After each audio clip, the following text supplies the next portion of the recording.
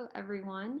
I just wanted to thank you guys for joining us today for the 6th session hosted by ADIEM today. My name is Dr. Melanie Camejo. I'm from the University of Missouri, Kansas City. I am the Assistant Program Director and Clerkship Director at my program. Myself and Dr. Natesan are the team leaders for tonight's session. On this slide are all of the wonderful presenters who have helped put this presentation together for us today. Hey everyone, we're so excited to see all of you here today. So this is obviously a different year than the previous years with the COVID going on and how it's kind of uprooted our usual way that we're used to seeing you guys come to our home territories and getting to kind of show off our EDs and all the rest. But we're really excited to help you navigate this interview trail, especially with the new waters that we have to figure out. So we've divided this lecture up into different sections, and each of our talented colleagues that you see here will be taking one of those portions to really help you to figure out how do you shine for this part of the interview. And so feel free to use the chat bar as well, and in real time we'll be able to answer your questions. And with that, we'll let our team kind of jump in and take over the show. So for our first slide, the interview process, as I said, I'm Melanie Camejo from UMKC, and helping me today is Dr. Collado. Yes, and I'm Jeremy Collado. I'm one of the chief residents at Denver Health, as well as the chair of Diversity, Equity, Inclusion, both there, and a vice chair for D&I at EMRA. Next slide, please. So as Dr. Natesan was saying, you know, this year's interview process is going to be quite different. So we don't get to meet you guys face to face. Instead, we get to meet each other virtually as we are seeing one another right now. So what exactly is the interview process and what should you expect? But luckily, this doesn't need to change too much because of the virtual season. Next slide, please. So now the goal of this entire process is for programs to get to know the real you. And now, if you've already been invited for an interview, they've already read through your application. So your job after that point is to know your application inside and out. So be able to explain anything on it, whether that's a gap year, training interruptions, research that you might have done, maybe why you chose that topic and what were the outcomes of that research. If you mention languages at any point and say you speak them, absolutely make sure you can speak them, because they may come to you and actually try to speak to you in that language. And then if there's any red flags in your application, be able to explain those as well. The ultimate goal for you is to be as honest as possible and show yourself in the best light. Be honest and be you. Next slide. So now when you're looking at a program that you're about to interview make sure you read up on them in advance. Know the location, know the hospital sites, be able to speak maybe a little bit to the program strengths and understand them and how they might relate to you, as well as the program leadership itself. They're going to have unique attributes, every single program you look at, and try to see which of those attributes are actually interesting to you in your background, whether that might be diversity, equity, inclusion, or wellness, or their patient population, or they do journal clubs on a monthly basis that are really interesting to you, and be able to take those interests and align them with yourself so that you can speak to them about that and do it so pretty intelligently, and so that they might understand why it is that you might want to go to that program. Next slide.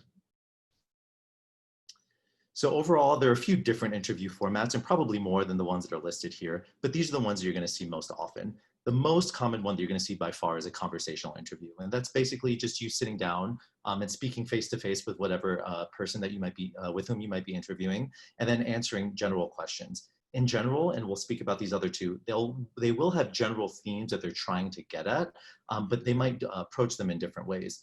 MMI, also known as the multiple mini interviews, are very short, specific interviews where they have pre-populated questions that they might ask you, and you may have that at some programs.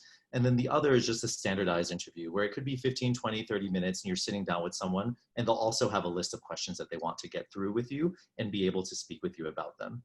In general, the goal is to find out who you are, what unique things you might be able to bring to the program, how you might interact with others, how you learn, and if they want to work with and teach you in the long term. Next slide. So addressing diversity. Diversity, equity, and inclusion is a big topic, and thankfully in the past couple of years, everyone is absolutely trying their best to make this a reality.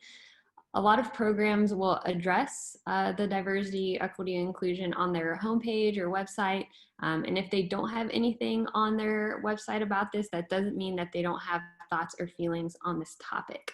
So when you're interviewing, it never really hurts to ask what programs are doing for diversity or how they feel that they want to change that within their program or improve this within their program, depending on what geographical location you're at. And EM in general, diversity is something that we're all working on. So a lot of programs have a planned and process, and it's always interesting to get asked that question on the interview trail. Next slide, please. So post-interview communication. So this is often a controversial topic. A lot of people have a lot of thoughts and feelings on this, whether to write a thank you letter or not.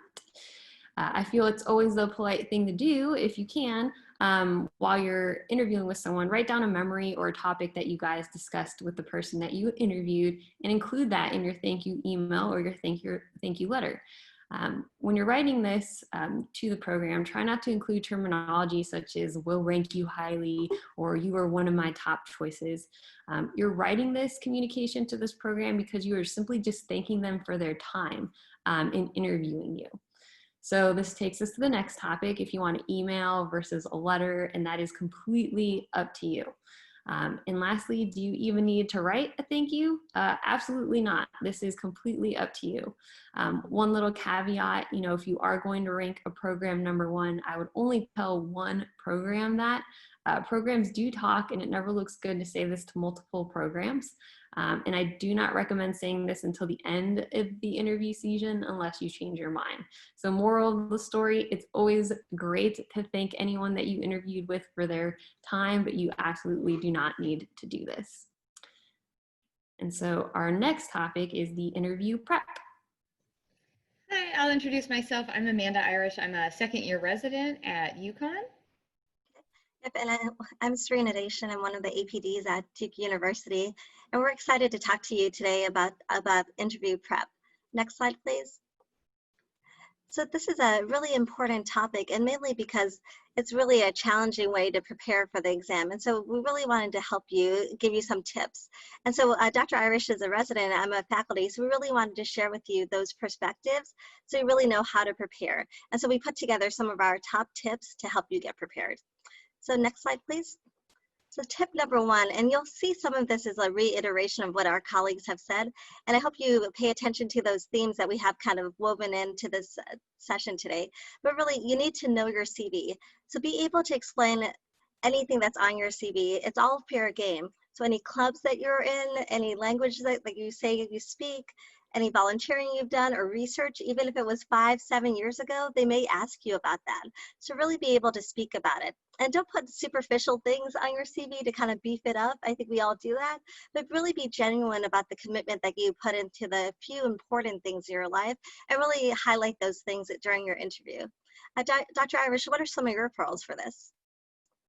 Definitely. So before you start interviews, you want to reread your application, know exactly what's in there. People are going to ask you about that summer research project you did 5 years ago if it's in your application. So just refresh your memory. I know you put it all down there, you had good intentions, but people forget things, and that's totally normal.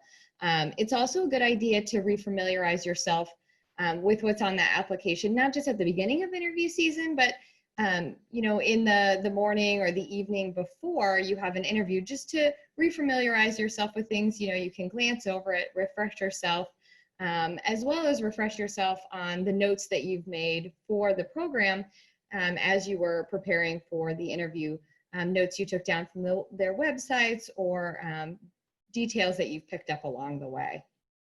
Next slide, please.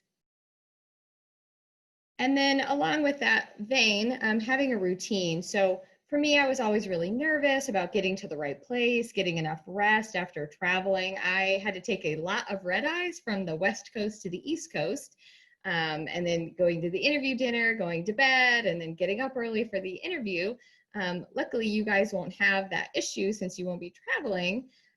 But whatever it is, you really want to make sure you've got what you need to be well prepared and well rested. So avoiding any food or drink that could keep you up with an upset stomach, or medications that could make you groggy the night before a morning interview. Scheduling an interview when you're going to be out of it. So right after that marathon that you've been training for, or at the end of a long work week, just, try to strategically plan as best you can. Things obviously come up, and you know, when we get an interview, sometimes it's just dumb luck and you have to make the best of it. But I always tried to schedule my interviews for the morning. That's when I feel clearer mentally. Always went to bed early. I had, you know, as much of my preferred setup as I could, woke up early to prep, and that made me feel really comfortable, and you know, allowed me to kind of come into my interviews with more confidence than if I just kind of did things in a scattered way. Anything to add, Dr. Natesan? Yeah, Dr. Irish, I think, you know, with so many variables, it can be really stressful to really think about what can you actually control. And so it sounds like a routine really helped you to be successful and stay organized during the interview process. And I think routines and rituals can really help you stay calm and really calm your nerves. I mean, if you think about it, even competitive athletes have a ritual to kind of get them into the zone to perform at their A game. So it's a good idea to maybe think of one for yourself. You know, a few other important considerations that I think about is, you know, eating a meal or having snacks readily available, maybe between interviews. I admit I do this between interviews when I'm interviewing as well too, to sneak a piece of candy or a piece of fruit or something, just so that I feel like I have my energy up and showing off my program the best I can. So just remember, it's kind of like Goldilocks. You want just the right amount. Too much and you'll be super hyper, too little and you'll be lethargic. So really think about what's right for your body. And then right before walking into the interview, I always recommend just taking a deep breath, you know, pausing and really kind of getting into the zone and thinking about how far you've come, because that can really help you to stay centered and re-energized. Next slide, please. So one guaranteed question that you'll be asked is this one, right? Do you have any questions? It's actually kind of the hardest question to ask, right? Especially maybe on your 5th interview of that same day. But keep this in mind that you'll be asked this by all members of the interview trail during that day. So asking generic questions are fine, but it may not actually be as helpful and may actually come off a little bit, you know, not as genuine as you want it to. So just make sure that the answers are, you know, not easily found on the website. And then really it can help you to really connect with that program. Dr. Irish, do you remember any questions or tips that you have for this one? This is a really good time for you to ask questions that will help you decide which program is right for you out of the 12 or so that you're going to interview with. So for me, as an example, I was interested in research and global health opportunities, and these things and information about them weren't always readily available on program websites. So this was a great way for me to demonstrate my interest, but also to sometimes work in knowledge of a program. I could say something like, hey, you know, I heard that Dr. Smith does outreach programs in Arizona. I'm really interested in that. Can you tell me more about that? Or can you put me in touch? And so to demonstrate my enthusiasm for the program, but also to show that, you know, I've done my homework and I'm not just here out of luck. And then I always kept a list of questions, things that like I needed to know the answers to, things that were really important to me that would help me decide when I'm sort of ranking the programs. So those are my need to know questions. And then I have sort of save yourself questions. So, you know, by the time the 30th person is asking you, what questions do you have? I am of the camp that only in very limited instances is it acceptable for you to say, I don't have any. So I always had something to bail me out that would make me sound, you know, at least somewhat intelligent and not just, you know, hey, tell me about money for food that you guys provide, which is kind of a silly question that, you know, isn't maybe going to demonstrate your interest and isn't going to demonstrate to the program where your priorities lie, if that makes sense. Next slide, please. And then along with that, especially as I'm tripping over my words a little bit, I think it's important just to talk about clarification of communication. So one interview tip that I've picked up along the way that I like to share with people is this sort of method of approaching a question. And it doesn't work with all types of questions, but if somebody asks you a question that's like, why X? And my sort of methodology is to say, well, X is really important because ABC, and in summary, I think X is important for the following reasons. So you're rephrasing, you're supporting, you're summarizing, and concluding. So I try to come up with a succinct example, maybe not as succinct as I would have liked, but here goes nothing. So say the question was asked of me, describe your least favorite patient. And this is a question I've been asked on the interview trail. Some of you will be as well. So I have been asked this question and I will answer. So I think my least favorite type of patient would probably be a patient that we know as drug seekers. I often find it challenging to suss out if they're having an acute crisis that's demonstrated by pain out of proportion to their exam, or if this is their addiction itself talking. Either way, I want to treat these patients appropriately, but it can be really frustrating when I'm trying to work a patient up and I'm not entirely certain if this is a typical response to pain or a hypersensitized one. For this reason, patients presenting to the ED for sedative or narcotic type drugs are my least favorite type of patient. I hope that provides you just a little bit of insight into how to approach this type of question in a way that allows you to be understood and sort of collect your thoughts and be clear as you move ahead. Dr. Natesan, any additional advice for the applicants? I think that was a great example that you gave, and really kind of enunciates the need to clarify the communication that's given.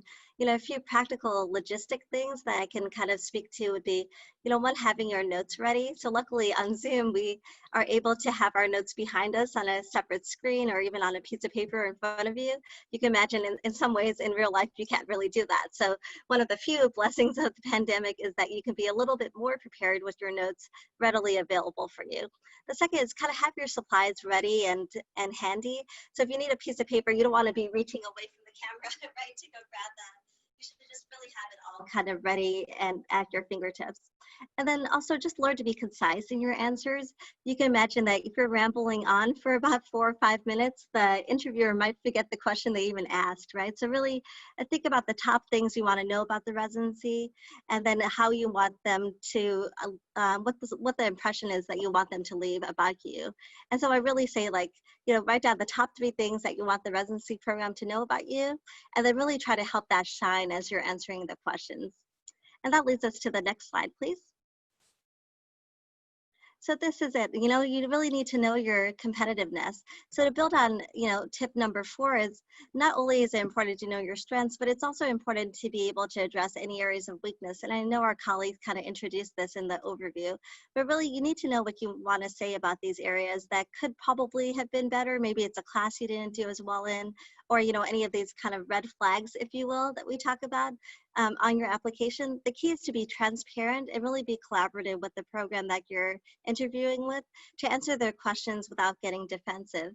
Any other considerations, Dr. Irish, when talking about these sensitive areas? Of course, you want to be mindful of the tone of voice that you use when you're explaining any of your strengths or weaknesses. You want to find that perfect middle ground, and it can be really challenging. You don't want to come off as too arrogant, and you don't want to sound defensive. You want to be open, you want to be gracious, but most importantly, you really want to be yourself, and you want to convey who you are to the program, because at the end of the day, the real you is going to be showing up every single day. And if you put on a shiny veneer and it's stifling you throughout your residency, it will be exhausting, let me tell you. So, you know, at the end of all this, going into your interviews, you're going to want to have a short, like a 90-second, greater or less than elevator type pitch of like why this program and why I belong here. If you can take red flag situations, turn them into learning experiences that gave meaning and growth to your life and application, all the better. That's really the best outcome. I've spoke with my own faculty about how they handle red flag situations, and they're not looking for excuses. They're looking for you to say, yes, this thing happened, I own it, I learned from it, and here's how it makes me a better person and a resident moving forward. Being able to speak clearly and succinctly about these things will very much help you as you move forward in the interview process. Next slide, please. And then while we talk about preparing some of your kind of canned answers and working through different types of phrasing or how you would want to approach different questions, I found the EMRA Residency Interview Guide, and you can actually just Google EMRA Residency Interview Guide. When this lecture is published, probably in a few days, There should be a link accompanied if you can't find it by Googling, but this has over 200 questions, questions that you may be asked by program directors or other residents. And I use this as a model for myself, just to write out shorthand answers that helped me feel prepared for almost every question I think I was asked on the interview trail. Some of it's like, what's your, what is a book that you read most recently, or a similar kind of more difficult question, like tell me about your least favorite patient, where there are so many pitfalls that you can fall into. Just kind of writing those answers out, even if it's in shorthand, preparing them before your interview season kicks off. And then in the morning, I'd get up, have my just the right amount of coffee, go through those answers in my head. So I felt like I was firing on all cylinders. I show up to the interview and it's like old hat. I felt like much more comfortable. Final thoughts, Dr. Natesan? I think those are wonderful tips. And, you know, like everything in medicine, practice makes perfect.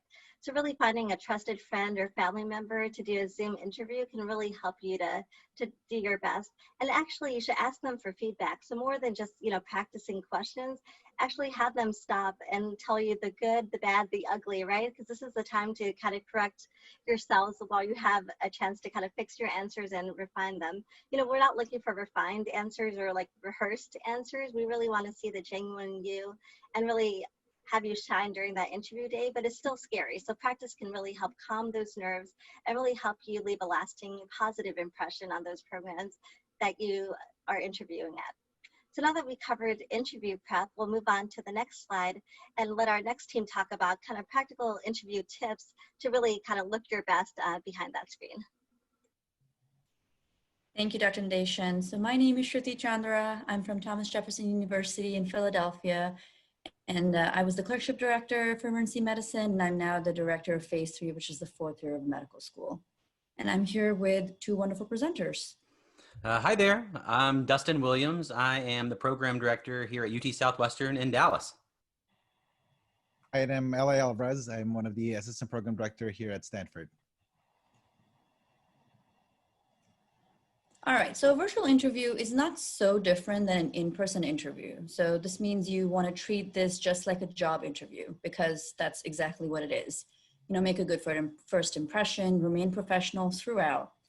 Unfortunately, we're all now very used to using a virtual platform, and it makes the process feel more casual. So you really want to try to be professional completely throughout. Now, as the previous speakers mentioned, try to emphasize your personality and your unique traits, showcase those aspects of you that your application may not do a good job in highlighting, like your motivation, your empathy, your teamwork. But from a virtual perspective, minimize any interruptions like roommates and kids and pets. Avoid any high traffic areas, plan for privacy. If you think you can't find a place like that at home, perhaps you can ask your medical school if they have an office that you can use.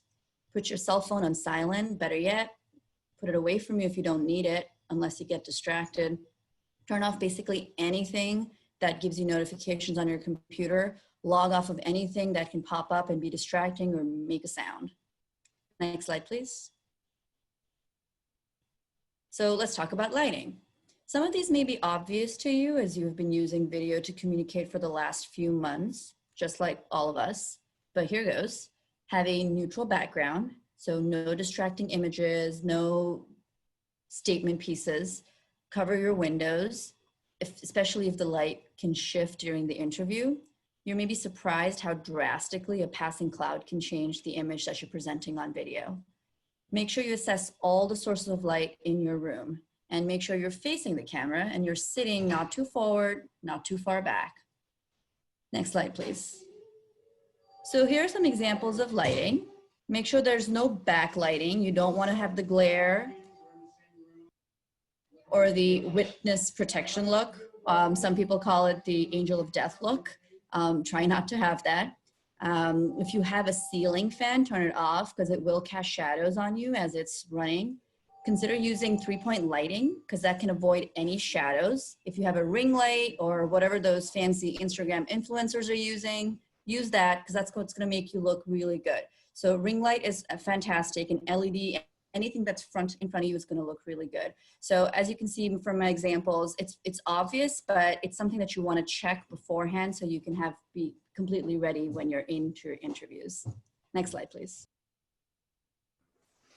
So this year, many applicants are going to be saving money during interview season. We don't have that added expense of travel. And so many applicants are looking at reallocating those funds to make sure that they're putting their best foot forward during virtual interviews, including lighting, like Shruti mentioned, audio and video equipment as well. And you don't really have to go crazy with all this equipment, but there are a few modifications that can really up your virtual interview game. All the equipment that I purchased for virtual interviews actually costs less than an airline ticket. So one of the things to consider investing in is a microphone. Really, they're not that expensive and they can really increase the richness and quality of your voice, which is important during virtual interviews. Plus, they look really cool like you are a professional podcaster. This microphone with a boom and filter costs less than $100. Also consider earbuds or headphones. This helps cut down on the feedback from your computer speakers.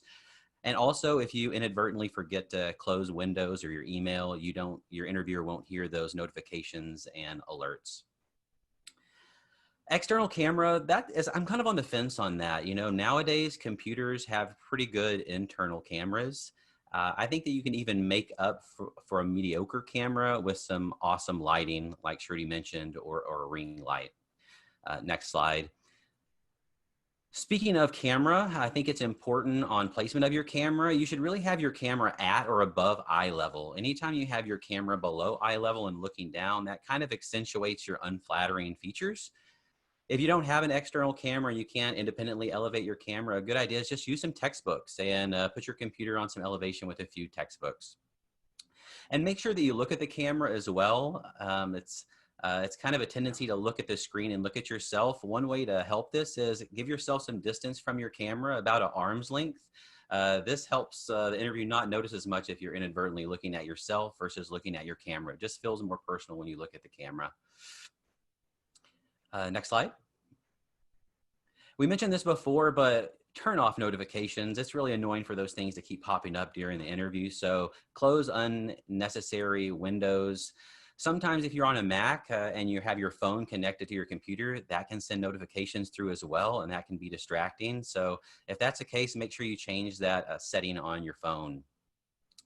But make sure you keep your phone handy, like we mentioned, in case technology goes bad. You want to have that phone handy so you can call and contact that program immediately.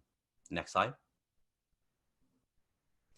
And the last thing that I'm going to mention is make sure that you have a decent internet speed. That's a big killer for a virtual interview. You don't want to have your audio and video being choppy and cutting out. So there's multiple internet sites you can go to test. Speedtest.net is one you can go to test your internet speed. And if your internet speed isn't that great, like we've mentioned, check out your medical school. Some schools are offering kind of sites for folks to do virtual interviews on campus. Next slide. All right. So now we've talked about technology. Let's talk about how you're going to be looking for this interview. So there's a few things that we have to at least consider, right? So you want to make sure that you're well groomed. And I know that's very hard because it's COVID and it's hard to get your barber or your hairdresser, but work with something, right? You just cannot just wake up and show up for your interview. At least like put something in your hair or whatever, like comb it. Dress professionally as you would in an in-person interview. So for me, what I'm wearing right now is very California chic. Don't be like me, right? So put on your shirt and tie. Actually, I realized that I was going to be part of this talk, and so I put in my jacket. But don't be me. Actually, just wear something that you would normally do in a regular interview. Avoid some distractions. So things like fidgeting a lot or swiveling the chair can be very annoying, right? Imagine if I'm doing this the entire time and you're going to be seeing that. That will highlight how nervous I am. And I mentioned this earlier. When I get nervous, I just do some box breathing. And for those of you who's not familiar with that, it's very easy. You take a deep breath over 4 seconds, and then you hold your breath for 4 seconds. And then you exhale over 4 seconds. And then you hold your breath again for 4 seconds. And you see there, I was talking really fast initially because I was nervous. And then now I'm calming myself down. And then you can do that. So you don't necessarily have to tell your interviewer that, hey, I'm doing my box breathing, but you can slow down the way that you speak. So by changing your the pace of how you speak will actually change the way that you're breathing as well. Avoid green because right now, so I have some green in my shirt. If I have a virtual background, you will see the virtual background like imprinted on my body, and that's a little bit awkward as well. So avoid green if you're going to be using virtual background. And also, speaking of virtual backgrounds, some programs will recommend some standardized virtual backgrounds to even out the playing field, so that you don't have to worry as much about what you're going to have in your background. While that is a good idea, also try it ahead of time, right? Try out what you're going to be wearing with that virtual background, because you'll realize like some skin color or your hair or what you're going to be wearing may not be compatible with the virtual background. And in that case, clean up your back wall. So I tried to do this earlier because I normally when I have this event, I have a nice virtual background. And you know what? I'm owning this. This is now COVID. You get to see my back wall. But with that, I want you to also remember that my closet is closed, because earlier I was in a meeting and that was open. You can see my all the I'm blanking on the word, like all the cleaning supplies that I have. And so don't be that person. There are times that because of the lighting, your face can be really shiny. And so you can either blot it or you can just move the light away. So we talked about it earlier. The different positioning of the lighting is very important. Have some good hygiene as well. And this is not necessarily like, clearly nobody can smell you from across the computer, but I guarantee you, if you notice something really funky, you're going to be distracted with that. So it's not so much from the interviewer's perspective, it's from your perspective. So if you have like a spinach on in between your teeth, like just check that.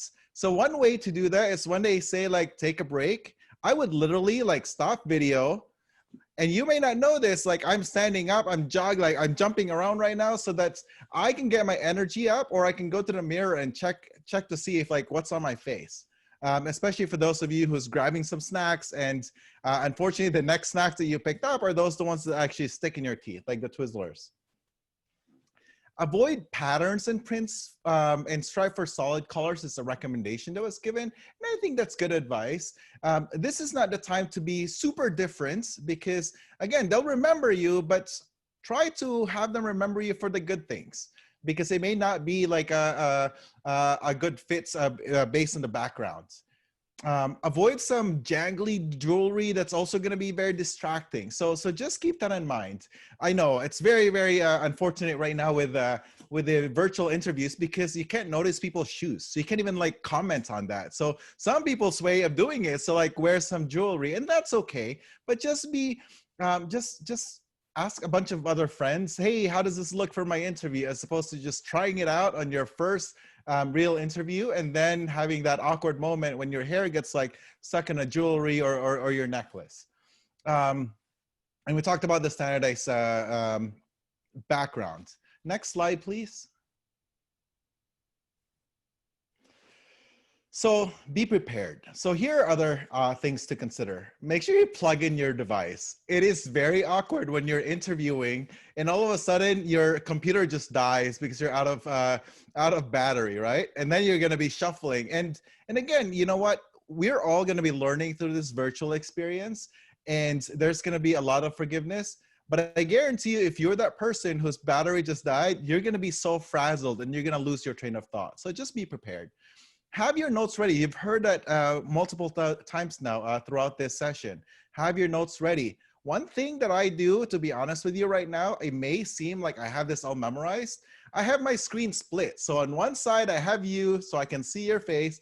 And on the other side, I have all my notes. So my suggestion is to put your CV next to you, or you put your notes where you can type in your questions ahead of time, or the things that you must definitely tell your interviewers, so that it's easy for you to remember. Because any of us, when we get nervous, we forget, oh crap, I forgot. I wanted to tell them about this underwater basket weaving that I really am so good at, right? Because you got distracted by that Twizzler in your teeth. But now you're staring at it, it's like, okay, I must talk about that underwater basket weaving. have a pen and paper. So again, another thing to consider is have a pen and paper, because oftentimes when you're in an interview and a dialogue, you're like, oh yeah, I really like that. I'm gonna say something, or I feel like I need to say something. So instead of interrupting, just write it down first so that you have a nice cohesive question to ask afterwards, as opposed to a not well thought out point. Make sure your seat is comfortable. Unfortunately, your interviews are gonna be, honestly, like it's gonna last, some of them will be like 6 hours. Imagine you're gonna be sitting there for 6 hours. So if your chair is uncomfortable, that's a very uncomfortable 6 hour flight, or 6 hour, however image you wanna put in. So put a nice cushion, put in some blankets if you feel like you're one of those people that get cold, like when the temperature just dropped by 0.5 points. Put something that will make you comfortable throughout that. We talked about snacks and drinks already. Keep that nearby, and also pick something that's easy to eat, like so finger foods, and not necessarily like a whole bowl of spaghetti. Probably be very awkward to eat during an interview, because you will go through like the lunchtime. Another thing that I have here in my notes is like, make sure you have like paper towels or napkins, because I don't know about you, I spill things and it's very awkward. All of a sudden you spill something and you're like, crap, like I need to I'll be right back. So just like, if you have paper towels, you can just toss a paper towel there and pretend like nothing has even happened. And again, when you're feeling extra nervous, and this experience, I guarantee you will be nervous in certain instances. So one of the things that I do when I get really, really nervous, I have like scented candles. You have no idea about that, right? Because you can't see the candles here, but for me, it's all about me. I'm very comfortable in a nice chair with nice scented candles, and that for me works. And then one last thing, do not even consider drinking alcohol. It's very easy. Don't be that person, right? Because some people might think that you're gonna have like a glass of wine. That way you can have some disinhibition. You can feel more comfortable. Not a good idea.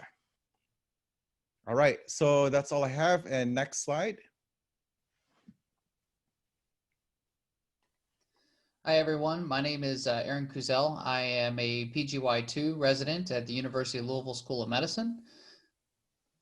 And as I mentioned before, I'm Jeremy Collado, and on the next slides, we'll be talking about some special considerations. So we're all here today because of ADIEM. So I think a lot of what's on our mind, especially for the applicants out there, is, how is it different for me as an underrepresented minority in medicine? And I would say generally, you're actually at an advantage. So the vast majority of programs out there are actually looking for a very diverse class of residents. So being diverse in some way, shape, or form, and there's so many different ways to define that, it can actually be really helpful for you. Now you're probably thinking, what do I feel comfortable discussing my underrepresented status? And I would say in the vast majority of cases, please go ahead and do that. And the real reason is because if they're not interested in that, or if it doesn't work out well for you with that program, you probably don't want to be there.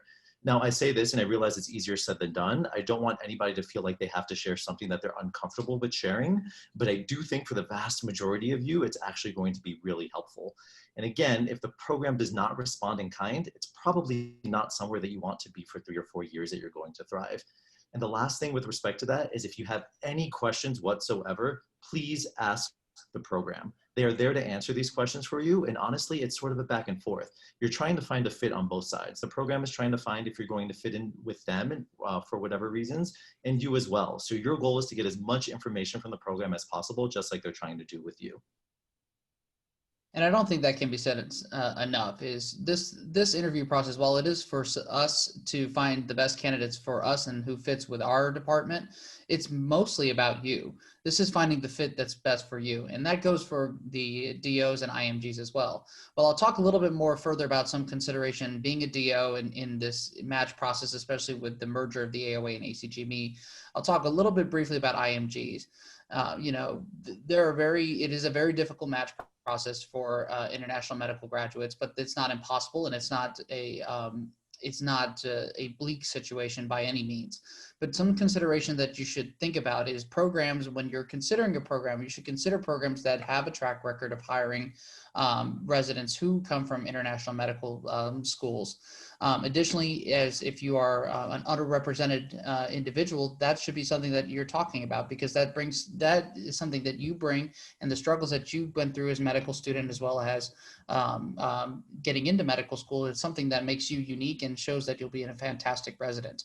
So, you know, one of the difficult questions you can ask during your interview is say, hey, you know, I've never seen a international medical graduate as a resident, and really put it on the program director or whoever's interviews, like, is this a place that you're going to value me? Is this a place where I can thrive? Is this a place that I even have a chance of acceptance?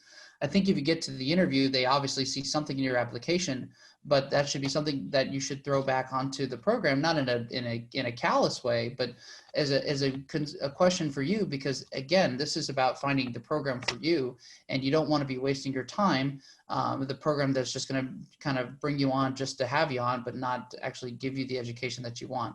And so on the next slide, we'll talk a little bit more about considerations as being a DO.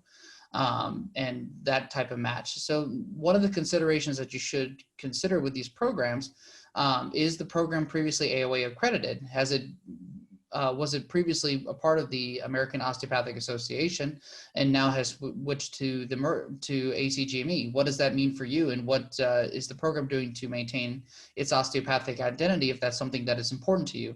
And speaking of seeking that osteopathic identity, will the program seek osteopathic recognition? Most programs who are traditionally allopathic or ACGME accredited programs probably will not be doing that. So if that's an important for you to practice your osteopathic manipulative medicine, or if it's not important to you, try to find out if that program is thinking of pursuing that type of recognition. And one of the more important questions than the two above is, what will your board certification be? Do you want to be boarded through the American Board of Emergency Medicine, or do you want to be through the American Osteopathic Board of Emergency Medicine, or both? Does my program only offers ABEM, but there is a track to be AOBEM certified, but most programs may not offer that, and they may not be accredited to offer that. So that's maybe if that's important to you of being AOBEM certified, that's definitely a question that you should be asking. As a DO student, there's also questions that you should ask, and these are things that you should pursue when you're on your interview. Some programs only have 1 to 2 DO per residency class, and that is a very reality among different programs. And some programs do not have any DOs or do not accept them. It's changed a lot more now with the ACGME and AOA merger, but 3-4 years ago, most programs would not even look at certain applications.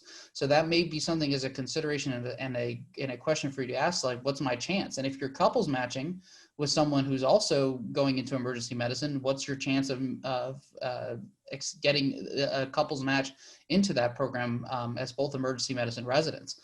It's difficult enough being 2 emergency medicine residents trying to couple match, but then you add this consideration on top of it. Additionally, will the program support your membership in AOA or ACOEP? If those programs are important to you, that's something that you want to know. If you have leadership in those programs and you're hoping to have your program provide that instead of maybe EMRA or ASEP, then you want to know that ahead of time. And then finally, you want to know, are you going to be disadvantaged? Should have osteopathic residents served in chief positions? Have they served in leadership roles on committees? Have the opportunities at least been there? These are difficult questions to ask as a student, but it's also, again, like we've talked about, this is about finding your program and the place where you're going to thrive and get the most out of your education. So with that, we'll move on to our next slide.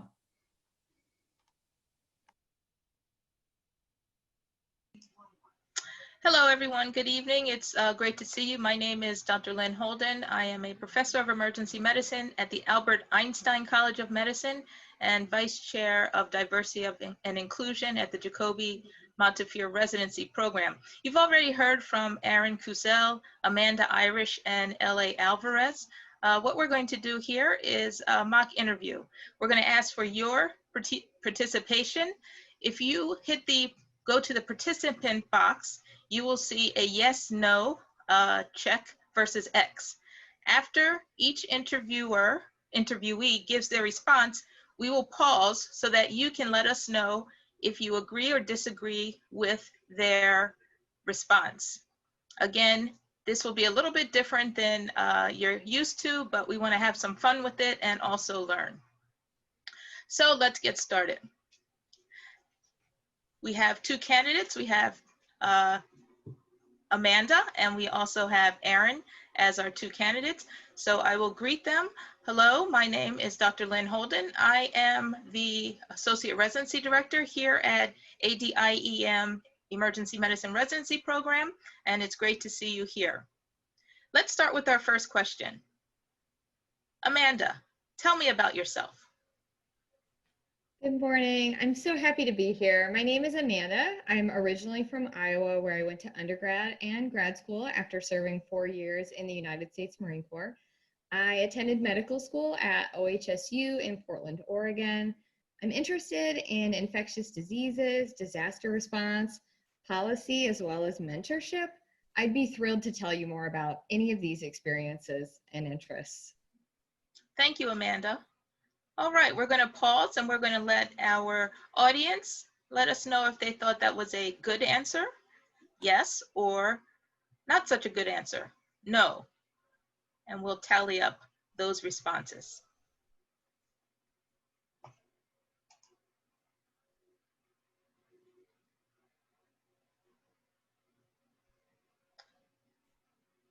Nice. So it looks like there's a lot of yeses here. Somebody said no, and that's okay. Clearly, there's different opinions here. Okay. Well, Aaron, it's your turn. Please tell me about yourself. Hey, I'm Aaron.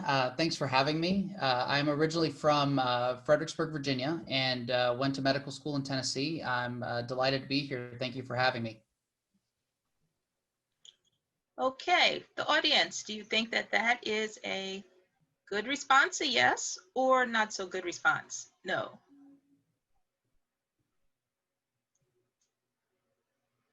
And yes, please feel free to add comments and ask questions in the chat.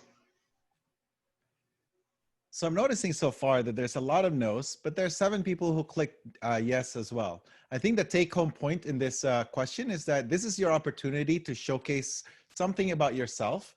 Therefore, shorthand answers will not give you any benefit. So this is really your time. So use it wisely. I'm very curious about those ones who said yes as well. Why did you pick that?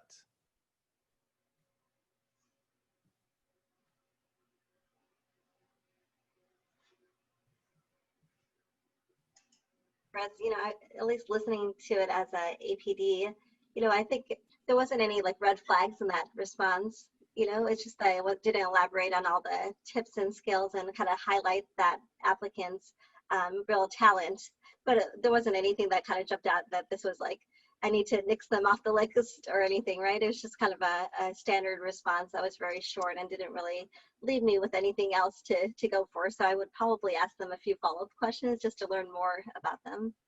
Got it. So you have 2 people here agreeing with that. So Dr. Fairbrother again as well said that like it's short and sweet, and I can ask and follow up the question if she wants to. So 2 things I think to summarize. This is your opportunity to shine. So if they ask you about yourself, make sure you have a planned answer. This is something that is easy, especially for those who interview you without knowing your application. So some people will be interviewing you without having a chance to actually read your application. So prepare something for that, and be ready to talk about something interesting about yourself.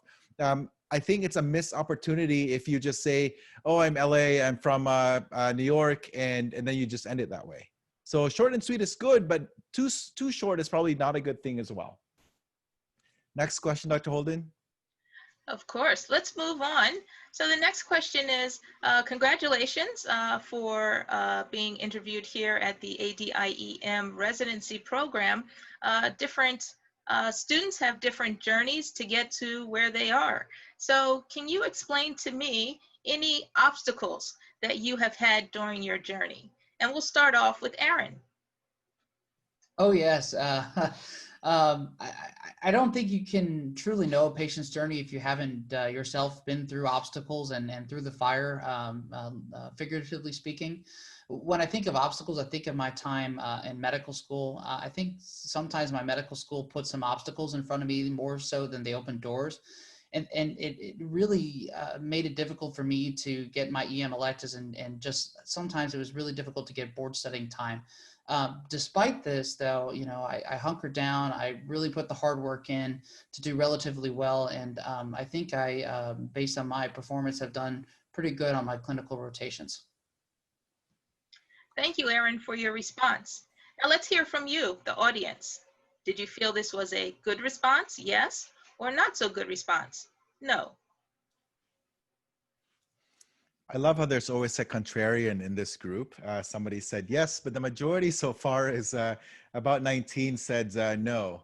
And I would agree with that. I think that it's good to kind of highlight some obstacles, but putting somebody down or putting your medical school down is probably not a good idea, because you may not know that whoever's interviewing you also went to that same medical school. So imagine if they actually love that program, and now here you are trying to just show that that program just caused a lot of obstacles. Great. Okay, Amanda, have you experienced obstacles during your journey? Oh, certainly. Being a woman in the military presented me with a number of challenges. I encountered sexism in a way that I never had previously, as an example. I learned many valuable lessons while I was in the military about working with people from all walks of life, but probably the greatest takeaway for me from the 4 years I spent in the Marines was perseverance in the face of adversity. The mentality I developed through my trials as a U.S. Marine gives me the courage now to persevere against the odds. Thank you for that response. Now let's hear from you, the audience. Yes, a good response, or no, a poor response?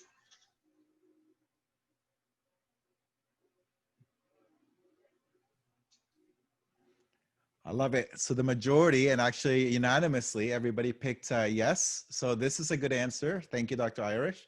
I think the take-home point here is that you have to be vulnerable. You have to be authentic. You have to share something personal about you. When they did studies on high-quality connections, one of the things that's actually very effective in developing high-quality connections is being vulnerable. So even though you don't get to shake somebody's hand, even though you don't get that like close, like facial expressions and really connecting with somebody, sharing something vulnerable about you is going to be very helpful.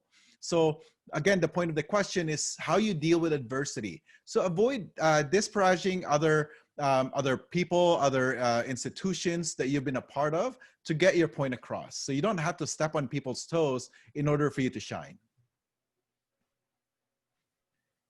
And also be careful about oversharing, like saying something about, I think the joke here is you still sleep in bed with your parents. Like things like that might be funny for like some people, but really awkward to hear from other people. So don't be that person.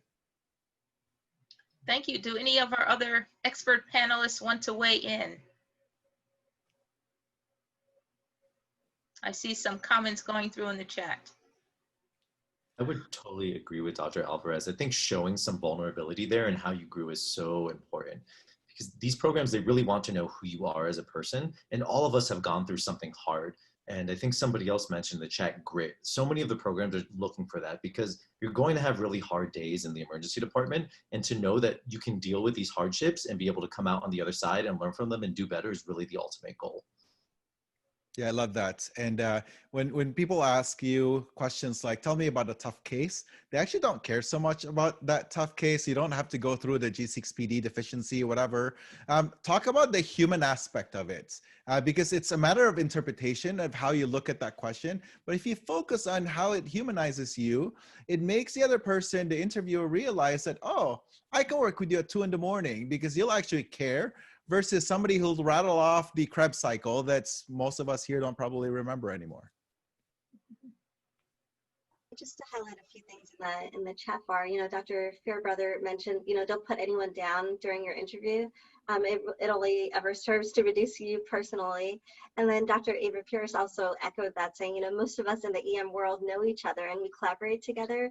So you really don't want to say anything negative about other programs. And then Dr. Kuzel spoke about, you know, this is really a place where you can showcase a blemish on your record and show how you grew and improved from those obstacles. Yeah, we actually know each other so much that we'll text each other. Hey, I just heard this person say something about you. Are they interviewing there? So that's how bad it can be for you. Don't be that person. All right, let's move on to the next question. So the next question I'm going to ask Amanda, why do you want to pursue emergency medicine? I mean, it's a pretty short residency. I have a ton of debt, so I'd like to just get out there and start making money pretty quick. You know, the money in emergency medicine is pretty good, and I really like the work-life balance because I don't really want to work that many weekends or holidays if I can avoid it. And we get to do procedures, and I really love that. Okay, thank you for your response, Amanda. All right, let's hear from the audience. Did you feel that was a satisfactory response, or yes, or an unsatisfactory response, or no? I like the fact that she's willing to be honest. Dr. Morrissey, always a contrarian. I love that. I did notice, if you didn't notice, you kept on hearing this like crunchy noise from what Dr. Irish was eating. Again, things like that actually do come out. So if you buy those very nice microphone, they will catch those noise. So just be careful with that. And so I've been called out when I eat one of those corn nuts or those like crunchy snacks that are like, hey, Alvarez, I can hear you eat all the way here in Palo Alto. So just mute yourself if you're going to do that. All right. Aaron, let's move on to you. Why do you want to pursue emergency medicine? Sure. To me, I believe emergency medicine is the catalyst between primary care, hospital medicine, and critical care. We take care of all patients, regardless of their ability to pay or what type of insurance they have, as well as meet patients in tragedy and attempt to provide them a cure or comfort them or their families when the news isn't so great. This is such a great privilege, and it's the medicine that I want to practice. Thank you so much for that response, Aaron. So let's hear from the audience. Did you feel, yes, that was a good response, or no, that was a bad response? So again, unanimous. Everybody loved that response. So it's important to integrate in your answer to let the interviewer know that you're familiar with emergency medicine as a specialty.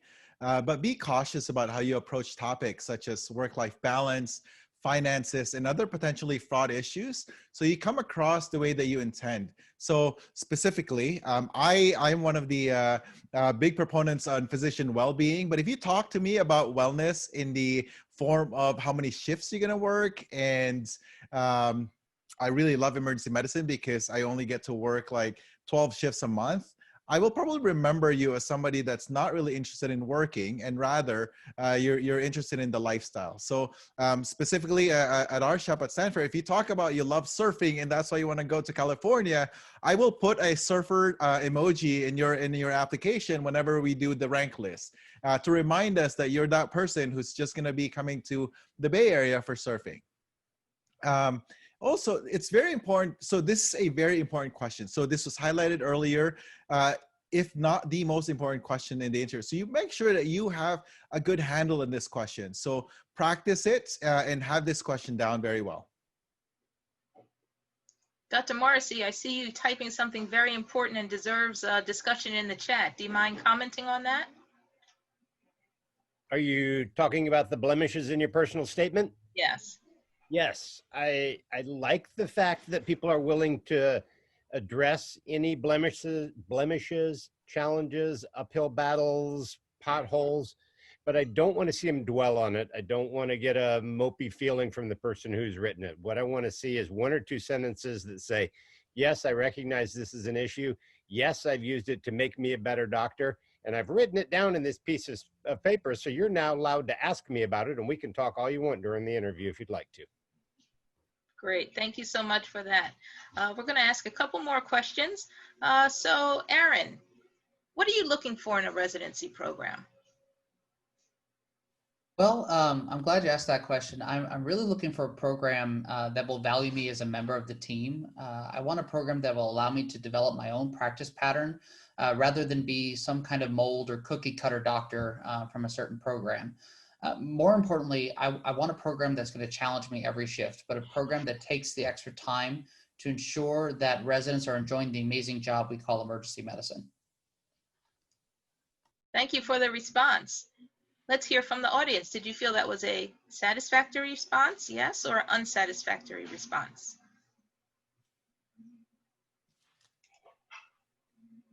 I think we're noticing some patterns now. I love this. So this is our fourth question. Now you're seeing good ways of answering questions and also bad ways of answering questions.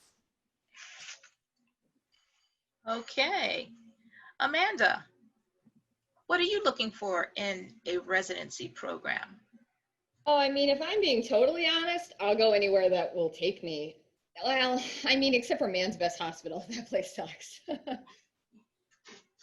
Thank you for your response. Let's hear from the audience. Did you feel that was a good response? Could you see Amanda? Did you feel that was a poor response? I love how Dr. Holden just answers that. Oh, that's a very interesting response. Thank you for that response. I actually do that as well, even though like in my mind, I'm like, did you really just say that? So unanimously, that was a bad response. I also noticed, so thanks, Dr. Holden, for noticing that, right? So I don't know if you saw that. So Dr. Irish was like this, or I can't, I need more space. So just be aware of how you move around in your screen because sometimes maybe the camera moved away. So make sure you're always centered. Just as important as why EM is important is why this program. So have your answers down, research about the program. Definitely don't speak ill of another program or your med school if you don't have anything else nice to say, even if it's a joke, right? So don't go there. Use constructive criticism, but I personally would not even go there unless they specifically ask me for constructive criticism. This is not the time to give that opinion. Anyone else from the expert panel? Yes. Dr. Collado.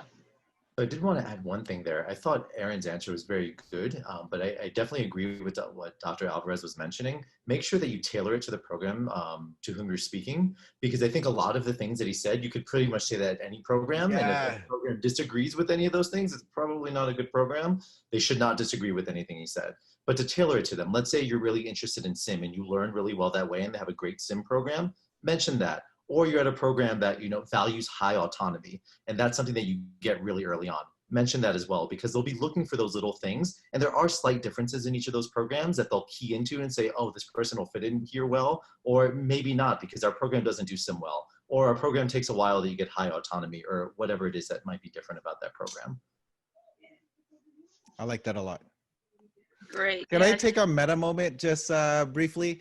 I saw when Dr. Williams put his, when he turned off his video. I don't know if you guys noticed that. Can you do that again?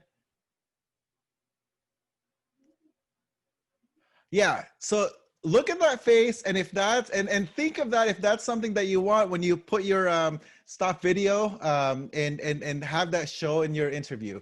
So again, I'm not calling him out in a way that this is bad, but in the setting of an interview, you probably don't want that unless you want that as like a conversation piece. Thanks, Dustin, for letting me pick on you. So I just want to reiterate the importance of doing your research before you go to each of the programs beforehand by, if you can, speaking to residents, definitely going to the website. And also when you get to the programs and you have your introduction, pay attention to what the program director or the representative is saying about the program, because they're going to also probably and may ask you questions to see if you understood what they were mentioning and if you have any further questions about what they were mentioning. So we're going to wrap up now with just two quick questions. I want to thank Amanda and Aaron for joining us today at ADIEM EM residency. I really enjoyed speaking with them. Is there anything, Amanda, that you would like the committee to know about you that we haven't discussed so far? Thank you for asking.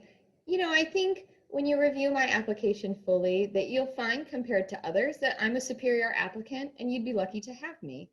I may have failed step one, but clearly it's a bad test and they're getting rid of it anyway. So honestly, I'm not sure it's worth all the trouble, but I hope you do fully look at my application and you realize that I would be a really great fit here at your program. Thank you, Amanda. All right, let's hear from the audience. Did you feel that was a good response? Yes. Or a poor response? No. But she said it so nicely. So the majority, it's a unanimous no. Yeah, I think it's very clear, and now we're seeing patterns of what not to say during your interview. All right, Aaron, is there anything else you would like for me to tell the committee about you that we haven't discussed so far? I think I'd like the committee to know something that may not be able to be demonstrated on my paper, given some of my blemishes. I'm a hard worker. I believe in my mantra of being the first one in and the last one to leave. I believe in getting the job done, even if it means staying over on a shift to help the team out and ensure the patient is taken care of. It's the doctor that I hope to become. Thank you so much for that response. Now let's hear from the audience. Did you feel that was a good response? Yes. Or a poor response? No.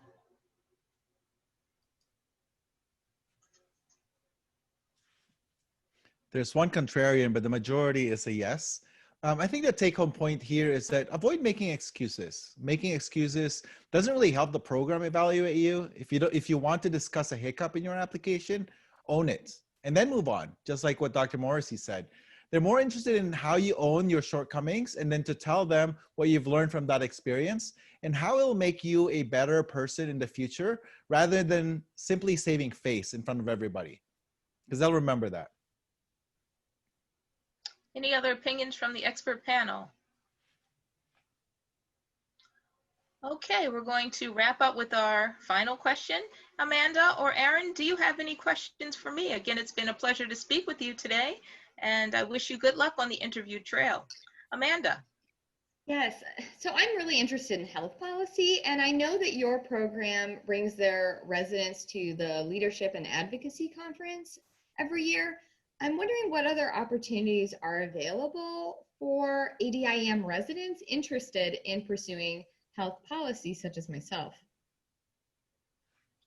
Okay. All right. Did you feel that was a good response? Yes. Or a poor response? No. It's unanimous. Everybody loved that answer. It's thorough. It incorporated something about that that she really knows about the program, as opposed to simply just asking some random questions, or maybe we'll get to that next example. All right. And Aaron, do you have any questions for me? No, it's been a real pleasure. Thank you so very much for having me, and thank you for the opportunity to interview with you all. Thank you so much. Okay, thank you. Yes, a good response, or no, a poor response? There's one contrarian, but the majority is a no. The take home for this question is that you should always have a question to ask. Even if all your questions have been answered, try to ask an informed question, not something that you can easily Google or search on their website, to demonstrate that you're enthusiastic about their program. So for me, one of the favorite questions that I've heard over the years includes, so what's the one thing that you really like about this program? So you get to ask that in every single interviewers, or at least like a version of that, especially if you're worried about not really knowing about the program. Another thing that I ask is like, what's the one thing that that you anticipate will be changing or that's happening in the program in the next couple of years? Because they're not going to write that in their websites. They may not talk about that at the very beginning. And so asking for change, if you're worried about change, is important. And then another thing that I like is what are some characteristics that you've noted in your residents who are successful in your program? It gives you an opportunity to then align with yourself. Ooh, that's me, or say something like I agree with you. I value that as well. And when I did this underwater basket weaving, I was really able to show X, Y, Z. So try to align what you want to tell us about yourself with a question. Any other thoughts from other people? Okay, very good. Well, I want to thank Amanda, Aaron, and LA and the expert panel for playing our mock interview. And of course, you, the participants, we hope you learned something.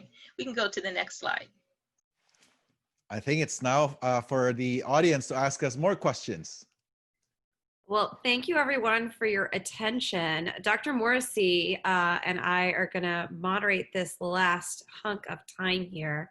And we are now looking for our audience members to ask any questions or throw any comments in the chat that you might have now that you've watched these presentations and seen some of these interview examples.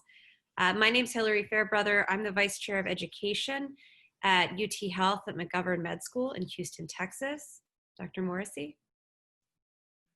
I'm Tom Morrissey. I'm a PGY 20 emergency medicine resident at UF Health Jacksonville and have been actively involved in clerkship direction for most of those years.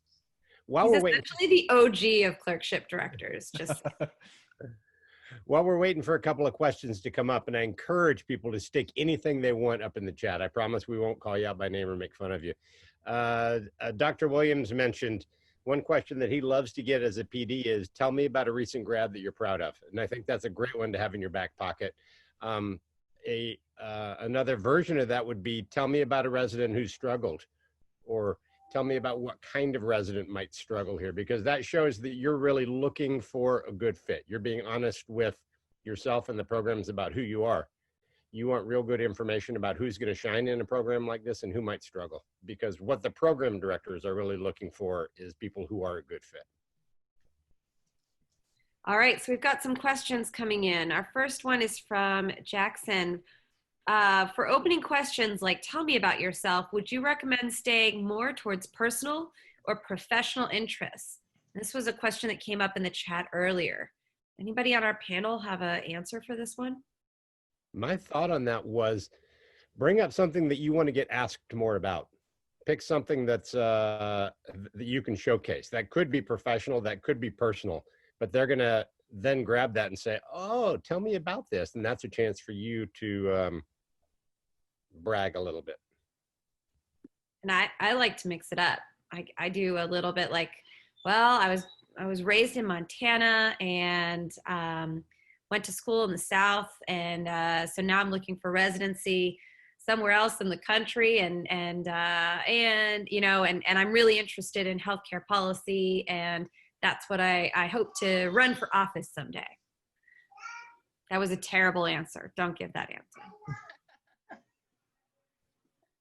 But I, as a scared interviewer, now have 2 or 3 things that I can ask you about. I'm kind of like Hilary. I like to have kind of a mix of both. During my interviews, you know, I ask kind of standard interview questions to see how you're going to do in residency, but I'm also trying to get to know you as a person. So interestingly enough, kind of my favorite part of the application is the hobbies section. Yeah, me too. I find that most of my interviews, if there's you know, something in there that takes up a lot of my interview, I end up discussing a lot from the hobbies. So I like a mix of both, but yeah. I'll agree with everyone that I also enjoy a mixture. I definitely like to know about, you know, how did you get here? Tell me about your family. Tell me about where you grew up. And, you know, I do like to try to get to know you as a person, even though it's a very short time period that we're together. Your professional interests are pretty much probably on paper, and we've read that already, but we don't know so much about you personally. Yeah, and just kind of touching on that, I just want to hear or learn something that is not anywhere on your personal statement or on your CV. So just a fun fact, I usually ask this question, I usually remember the first and the last things that you say. So I feel like whatever you're going to say in that first sentence is what's really going to stick with me the most. I love that. Well, let's move on to our next question. It's, is it okay to re-ask a question in your interview that you might have previously asked in one of the informal group Zoom meetings? And I know a lot of programs, including my own, have been doing those kinds of informal chats, etc. So what do you guys think? Is it okay to re-ask a question in your interview that you've already asked? I guess my question for that is, sorry, I'm asking a question to a question, is that, are you asking so that you just have a question, or are you asking because you're truly interested and you were not satisfied with the initial answer in that one informal session. Because I've been into many of these informal sessions, and if I get asked by the same person the same question over and over again, we actually keep a tally of like the same person keeps on asking this. Do they just want to hear themselves, or do they just want to type? So don't be that person. Ask genuine question, right? Like, be interested. Like, there has to be something that you're going to be interested about that program that you have not learned yet. It also, like, if you keep asking the same question, raises the concern if you're listening or not to the answer, right? And so then it's just kind of becomes one of those strange things, like, are they not happy about the answer? Are they not listening to the answer? Or like, there's just some weird disconnect, right? But probably having instead, a follow-up question to the first one that dives a little bit deeper into your interest in that topic might be the better way to frame it, instead of asking the same exact question. Because just so our med students know, we all huddle together afterwards to kind of give our impressions about it. So if you're asking the same exact question to each interviewer and you asked it at, like, for example, a residency fair or something, it just becomes very apparent that you're asking the same question, and we want you to do really well, and we don't want kind of silly things like that kind of to hold you back. But I do want to highlight as well that asking negative questions probably are not a good idea. So asking like, what do you don't like most about this program? Or what's the one thing that you really hate about this program? So I would just phrase it in a more positive way. Don't put the interviewer in a position where they have to defend themselves, right? I've been in those situations. It's awkward. And you know what? I hate you afterwards. And then I'll remember you and I'm going to write it down. Like, they asked me these very tough questions. I'm like traumatized now. Don't be that person. But you can play that up. I agree. The way you phrase it is great. Dr. Alvarez, I realize you've done a lot to improve this program, but everybody has a wish list. If one more chance that you could improve on your program, what would be top of your list? I love that way of asking it. See, that's a great example. All right, let's move on to another question. How about some advice on answering questions about future career goals in regards to community versus county versus academic settings? I feel it's difficult to know with limited experience in an academic-only setting in medical school. So I think I can take this one. I think this one's a little bit hard to ask on an interview day. This might be something you might want to start with maybe a mentor or a couple of different people of different programs. I realize this year is pretty unique in that you don't get to rotate at different programs like some of the rest of us might have. But I think having that, having some of the information in advance before asking on an interview day will show that you've done some of your research. It's a tough question right now to answer. And there's going to be a bunch of different answers. So I think talking to somebody that you feel really comfortable with and that can give you an answer that maybe approaches what you're interested in might be in your best bet, at least at the beginning, and then you can kind of dive in from there. And I think, given situational constraints, there are some regional difficulties, especially some of the sort of regionally isolated schools, which I myself can certainly appreciate. Do your best, and you can sort of speak to what sounds interesting to you about each. And this is just to reiterate kind of what I said in the chat, but for me, I wasn't really certain.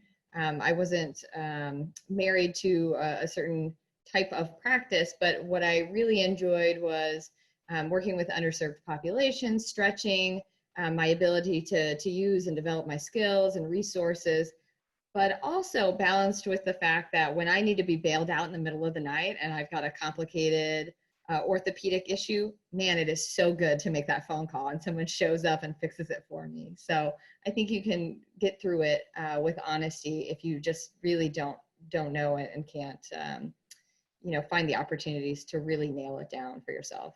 Yeah, and definitely asking residents will be very helpful. I just thought of this with the conversations that both of you have shared, which is maybe you can Google like the weather there so that you can see if they have like a hailstorm or like something really bad happening and they're still happy to talk to you. That tells you, right, that they love their job, as opposed to you can get a sense if people are miserable in Zoom meetings. So try to like connect that with maybe the weather, because you may not be going to, I don't know, Northern California where there's a lot of snow. Not really, but if there is, and then you realize like, oh, okay, they're actually like still happy, and then there's a lot of snow outside. Or if it's like really, really hot outside.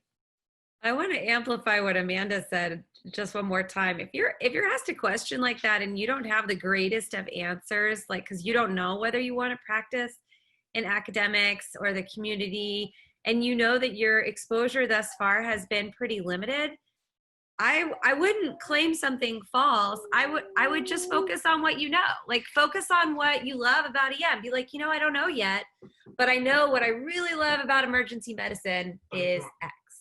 For folks who sweat those questions, I hear a lot of students, they're afraid of those questions because they're afraid they're going to give an answer that might not be what we're looking for. We're not looking for a certain answer. We don't expect you to have career plans lined up. This is just conversational stuff.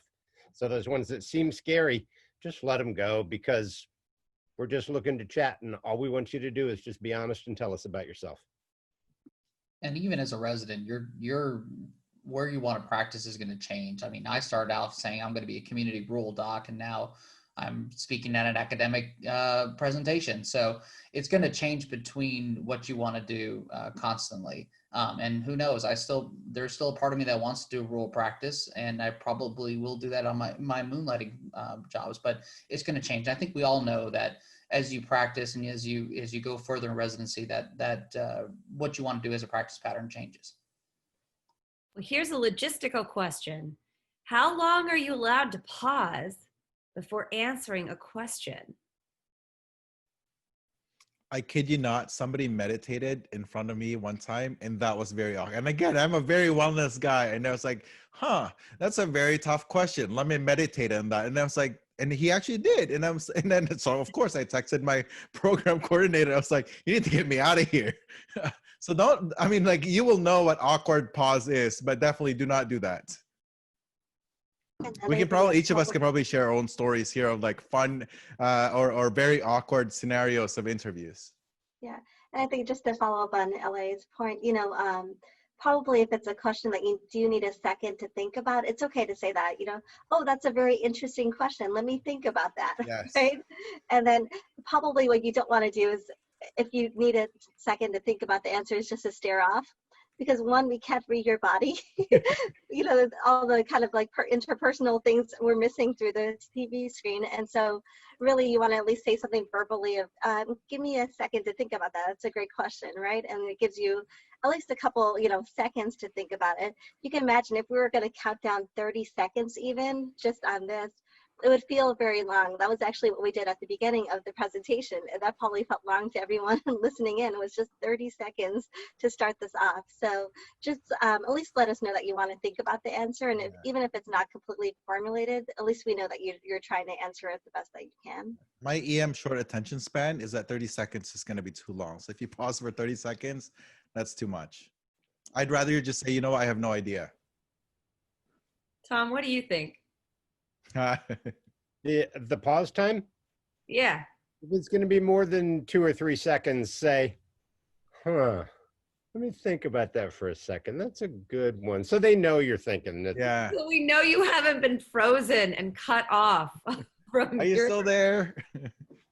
A conference rule kind of for virtual conference and committee meetings is you should wait 7 seconds for audience to respond to questions. That's enough time to kind of like awkwardly shame someone to respond to the question. But so maybe there's some overlap with that in virtual interviews too, is 7 seconds.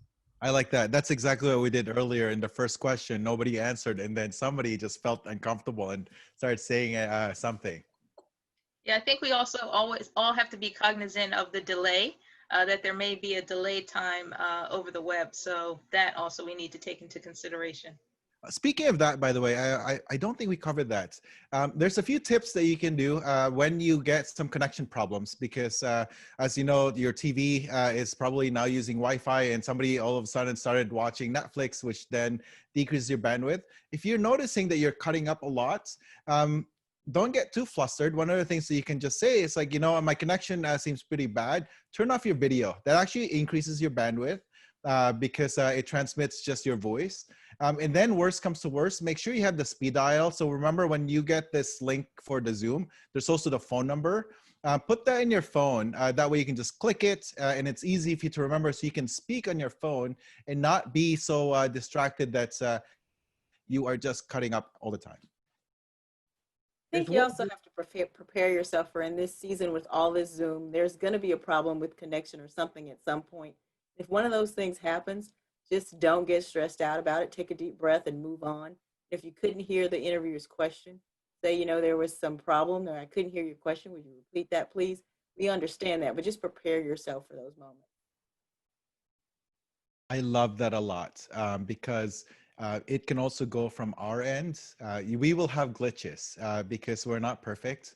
And actually how you manage yourself, how you react to all these glitches will tell us how you're going to be managing the stressful environments of the emergency medicine departments. So be nice to us as well. Be nice, especially to our program coordinators, our program managers. I don't know about your programs, but at our shop, if Bianca tells us that XYZ was not nice to them, we will automatically not rank you. 100%. For LA, I'm just going to start cutting you off because we've got more questions. Oh, I love it. There's actually one question I really want to hit here. Okay, go for it. Would comparison questions be in poor taste? Specifically, if you're focusing on a geographical area, can you ask about other programs in that area? Can you ask them why they're better than their buddy down the street? Ooh, good one. I wouldn't. From the resident perspective, I have certainly interviewed in some areas where there was a tight clumping of other programs. I cannot imagine that that would go over very well unless you were to say something along the lines of, maybe. I noticed that X program has this thing. I'm wondering if you guys have something similar. But even then, it's very tricky. Be careful.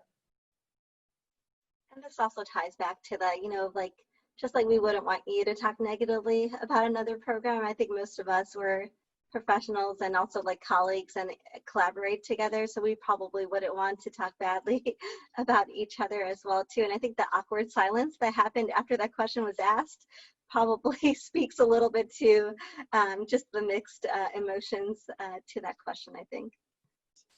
See, I'll be the contrarian on this one. So the shop down the street from me is Baylor, and we're kind of really close. I know so many of their faculty, we work together. So I love the people who work there, and I think it's a fantastic program. I think you should definitely apply to both of our programs. We kind of, like, when we see who matches at both places, we both get people that the other people are like kind of jealous about, like, oh, you got so-and-so, and I, oh, but you got so-and-so. So it's not, I don't know, it's not something that's negative. And I'm happy to tell you some of the things that I think set us apart. And I don't feel any need to be negative about my friends down the street because they're excellent. They're just different. So we have different strengths. So I would think it was a red flag, and I would go after any of my faculty who spoke negatively about another local or Texas program. I'd be very upset with them in the same way that I don't want you guys to be negative. I don't want my faculty to be negative either. So I do think it's a red flag if somebody answers that question, be like, well, obviously they suck. Like, we're so much better. Like, ew. That's probably a red flag for you as an interviewee. Right. But from a questioning perspective, I do think it's fair to say, you know, I'm really interested in New York, and I know there's a lot of programs that are up in New York. Can you tell me a couple of the highlights of your program, someplace, something that's special about your program, or something that might set your program apart from some of the other programs here? That way they don't have to put them down. It can be, we are very researchy and the one down the street is not, or we are not very researchy and the one down the street is. All right, I have some good comments in the chat about bandwidth that I just want to share with you guys. Dustin says to make sure your kids are not on Fortnite. Apparently that uses up a lot of bandwidth. And tell your household not to be downloading or using extra internet while you are on. I think some of the stress might be that some of you might live with other fourth-year med students who might be interviewing at the same time. And if that's the case, maybe do some testing and see if you guys can run concomitant Zoom or WebEx or whatever the platform is that people are using for video conferencing, and not and be able to have two of you guys going at the same time. They don't use a ton of bandwidth, but maybe check that in advance. Most medical schools will provide a place for you to go and do your interviews if you have a need. I know my med school, somebody had suggested that you check with your school and see if there's a opportunity there. Dr. Holden said to make sure to walk the dog before you begin. You don't want barking in the background.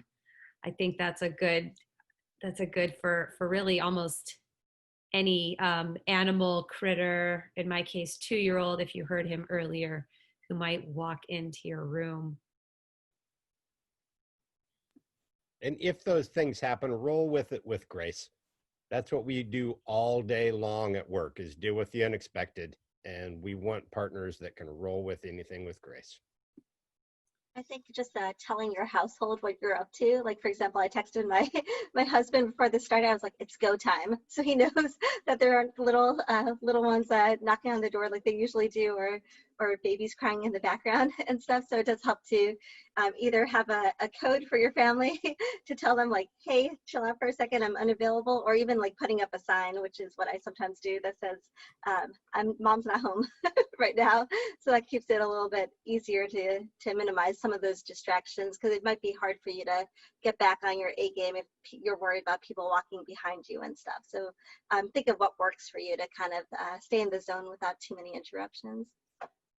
LA had another good point that your local library might have some really good bandwidth and some private rooms in it as well. Particularly, I know some of my students aren't even in the Houston area anymore because they've gone home. So if that's the case with you and you're remote from your med school even, so that's not a resource, there are other community resources.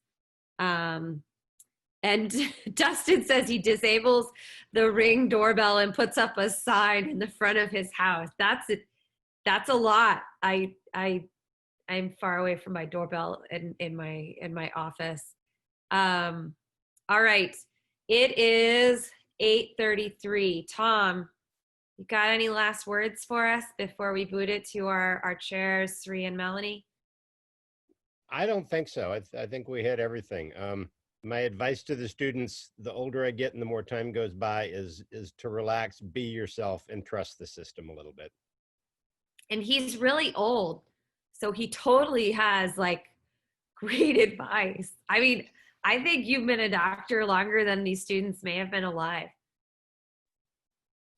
I'm sure that needed to be said. And I'll just reiterate what Dr. Morrissey said. You know, I had my own challenges going into the interview season, and, you know, again, have some faith in the process. You've made it this far. There's obviously things about you that programs are hungry for.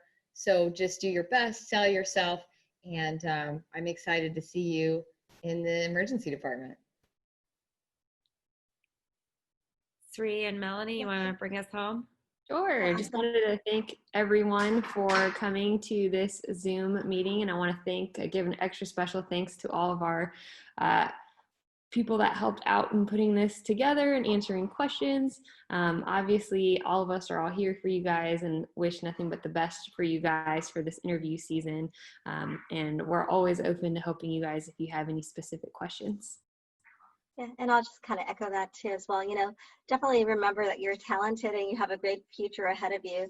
If you got into the interview, right, you already have passed so many obstacles already. So really take that as, you know, a success and walk into that door, if you will, which is your room, with confidence that you are going to shine and really highlight those amazing things about yourself that got you to this point. So don't be afraid. It's okay to be, but just know that you've already made it past many, many hurdles that others haven't. And so this is really going to be a fun opportunity for you to really choose the next chapter of your lives.